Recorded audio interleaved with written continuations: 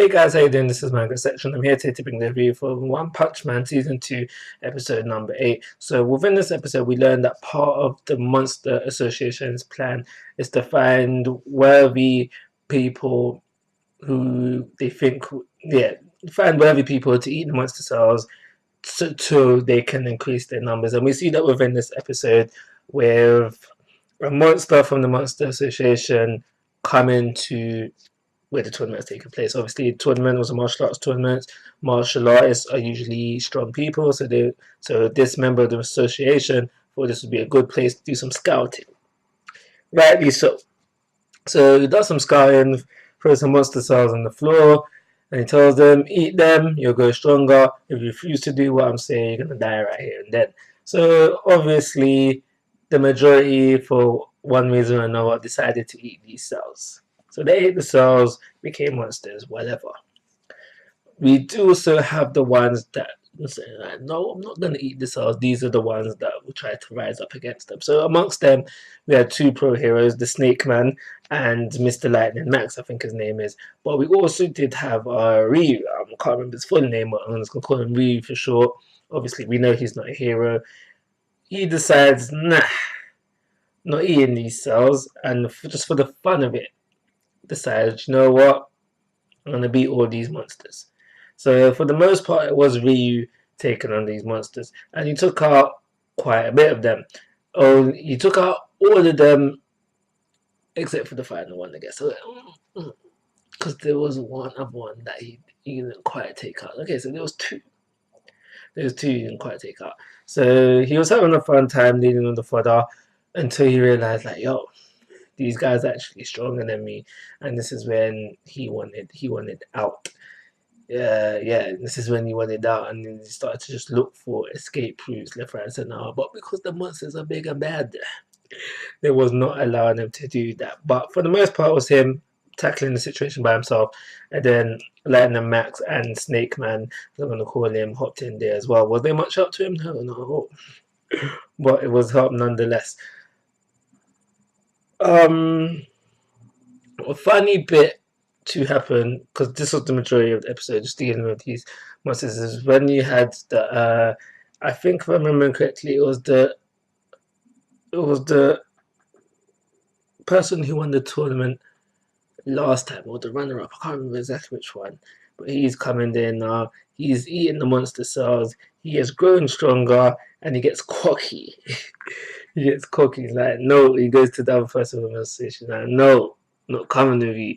And then the one from the Monster Association flexes on him, and he's like, yo, like, that was a warning. Next time, don't get cocky, kid. And then he's on his way. So, like I was saying, regarding Ryu, he was in desperate need for help, and he started crying out for the heroes, and then that's in Hops Inside Tama ending of the episode.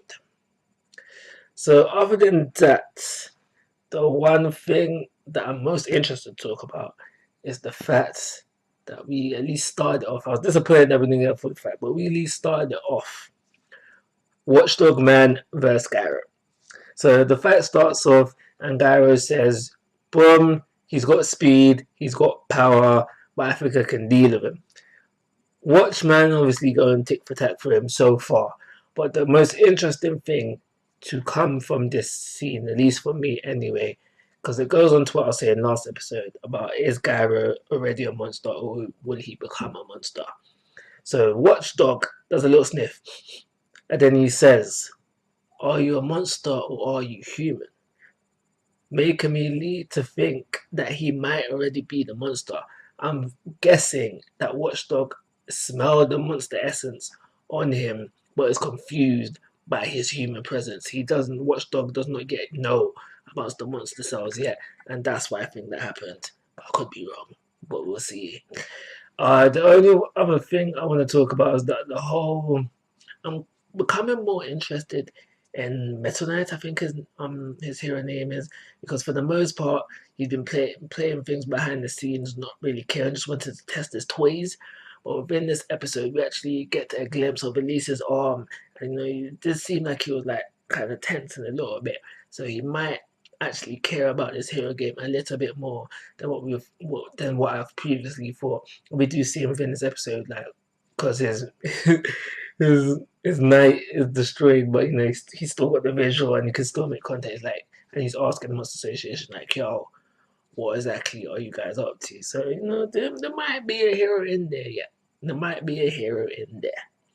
So that is everything I got to say about this episode. But I do want to make it's something I've come to realize within this series, especially this season. It's either the fights are one sided and it's kind of predictable now. Like, for instance, the whole stuff with Ryu, I knew that he was gonna take out all the fodder ones, but I knew the big bad one, the one that came in and dropped the monster cells. I knew he wasn't defeating them, and I feel like the fights are one sided. It's either you're stronger and you can win, or you're not. And I feel like that shouldn't be the case, except for when it comes to Saitama. I feel like because there has been a lot of one shots as well, and I feel like that the only person who should be one shotting anyone within the season is Saitama, One Punch Man. But it's just an observation I've noticed. Let me know if you've noticed the same. But like, before I end off, I'm just gonna give it a rating.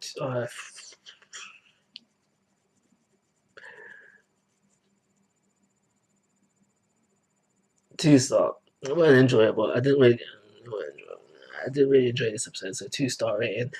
Like always, guys, I'm asking for your thoughts and opinions. If you haven't already, please go to my YouTube channel. But most importantly, take care. Have a nice day.